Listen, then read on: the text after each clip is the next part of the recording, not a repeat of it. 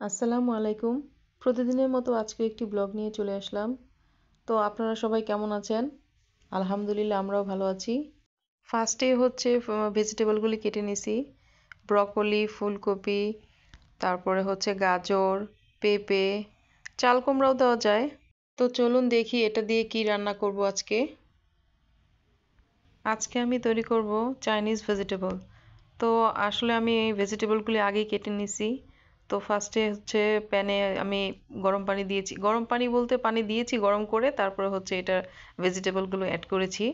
তো এটা আসলে গাজর, পেঁপে, ফুলকপি, তো এই কয়েকটাই দিয়েছি। আর ব্রকলিটা হচ্ছে আলাদা সিদ্ধ করব। তো যেহেতু কেটে নিয়েছি আগে, এর জন্য এটা দেখালাম না। তো এখন হচ্ছে এটা হালকা একটু 2 মিনিট, বেশিক্ষণ রাখবো না, কারণ ভেজিটেবলটা আসলে একটু দেখা যায় যে বেশি সিদ্ধ হয়ে গেলে ভালো লাগে না চাইনিজ ভেজিটেবল যেটা। তো এটা আরেকটু হলেই হয়ে যাবে। তারপরে হচ্ছে আমি এটাতে ব্রকলি অ্যাড করবো একটু পরে। আর ব্রকলি তো আসলে তাড়াতাড়ি সিদ্ধ হয়ে যায়, এর জন্য একটু দেরিতে দিলাম। আর এর জন্য দেরিতে দেওয়ার কারণটা হচ্ছে মূলত কালারটা। আর এটা যদি বেশিক্ষণ রাখি তাহলে কালারটা নষ্ট হয়ে যাবে। তো এর জন্য করলাম কি, একটু পরে দিলাম আর কি। ফুলকপি আর গাজর আর পেঁপে তিনটে একসাথে করলাম। আর তারপর হচ্ছে ব্রকলিটা দিয়ে দিলাম। আসলে এইভাবে মানে বিভিন্ন সবজি দিয়ে রান্না করলে না আসলে খুবই ভালো লাগে। আর চাইনিজ তো আসলে এমনি তো আমার মানে ফ্যামিলির সবাই পছন্দ করে এটা খুবই। আর ব্রকলি আসলে খুবই উপকার, ব্রকলি, গাজর, পেঁপে। তো আমার মেয়ে আসলে ভাজি করলে দেখা যায় খেতে চায় না, কিন্তু এটা যখন করলাম এভাবে চাইনিজ ভেজিটেবল যেটা, তো এটা করার পরে মাশাআল্লাহ ও খেয়েছে। তো আসলে বাচ্চারা যেভাবে খায় সেভাবেই করতে হয় আর কি। তো আর এটা যেহেতু ও পছন্দ করে, তো সেজন্য চাইনিজ ভেজিটেবলই রান্না করলাম। তো এটা এখন হয়ে গেছে, এখন এটা ছাঁকনি দিয়ে ছেঁকে নিব আর কি। তারপর অন্য একটা প্যানে আমি ফার্স্টে একটু তেল দিয়েছি। তারপর হচ্ছে রসুন কুচি, আদা কুচি আর কাঁচামরিচ দিব। আর আমি হচ্ছে রসুনটা একদম কুচি কুচি করে কেটে নিয়েছি, রসুন আর আদাটা। আর এখানে কোনো আদা বাটা দিব না, দিব হচ্ছে আদা কুচি। আদা কুচি আর রসুন কুচি। তো এটা দিয়ে একটু যখন ব্রাউন কালার হবে তখন আর কি ভেজিটেবলটা দিব। আর এর মধ্যে আমি একটু লবণ অ্যাড করেছি। আর লবণটা পরিমাণ মতো দিবেন, কারণ হচ্ছে সয়া সস আছে। সয়া সসটা দেইনি, দিব। আর আমি কিন্তু ভেজিটেবলটা যখন মানে সিদ্ধ করেছি, সিদ্ধ করে কিন্তু মানে পানিটা কিন্তু চিকেন মানে যেটা ভেজিটেবল স্টক বলে, ওটা কিন্তু ফেলে দিইনি, ওটা রেখে দিয়েছি।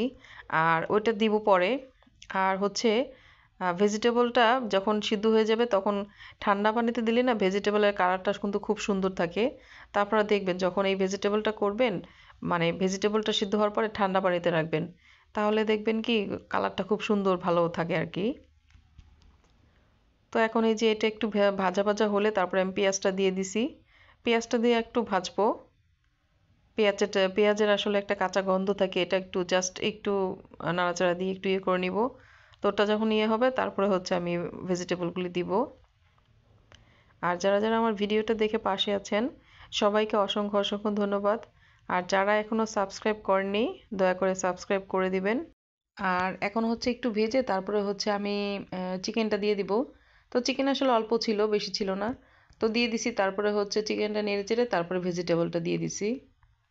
আসলে ভেজিটেবলটা কিন্তু এমনিতেও খাওয়া যায়, আর যেহেতু চাইনিজ ভেজিটেবল আর অন্যরকম করা যায়, তো চিকেন আসলে বাসায় অল্প ছিল, তাই অল্প চিকেনই ওটা সিদ্ধ করে তারপরে পেঁয়াজটা ভেজে দিয়ে দিয়েছিলাম। তো যাই হোক, ভালোই হয়েছিল, খারাপ হয়নি। তো আপনারা আসলে এভাবে করতে পারেন, ভালোই লাগে খেতে। আবার অনেক সময় দেখা যায় যে ডিমও অ্যাড করা যায়। তারপরে আমি একটু ওই যেটা ভেজিটেবল স্টক রেখেছিলাম তো ওটাই দিয়ে দিলাম আর কি। তারপরে হচ্ছে আমি সয়া সস অ্যাড করব। আর কর্নফ্লাওয়ারটা লাস্টে দিব আর কি, নামানোর একটু আগে। আসলে কর্নফ্লাওয়ারটা তো আসলে ঘনত্বের জন্য দেওয়া হয়, যাতে একটু ঘন হয়। তারপরে হচ্ছে কর্নফ্লাওয়ারটা দিব বলকটা আসলে, কারণ যেহেতু ভেজিটেবল দিয়েছি তো আর একটু রাখতে হবে, না রাখলে দেখা যায় যে। আর জালটা আমার কমানো ছিল, সরি। আর যখন এই ভেজিটেবলটা করবেন জালটা কিন্তু অবশ্যই ফুল জাল দিবেন, কারণ কম জালে দেখা যায় কি ভেজিটেবলটা ভালো হয় না।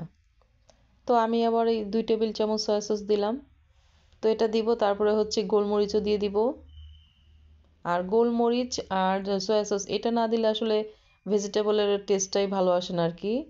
আর এখন হচ্ছে কর্নফ্লাওয়ারটা দিব, দিয়ে তারপরে আরেকটু গোলমরিচ দিয়েছি, দিয়ে নামিয়ে নিব আর কি।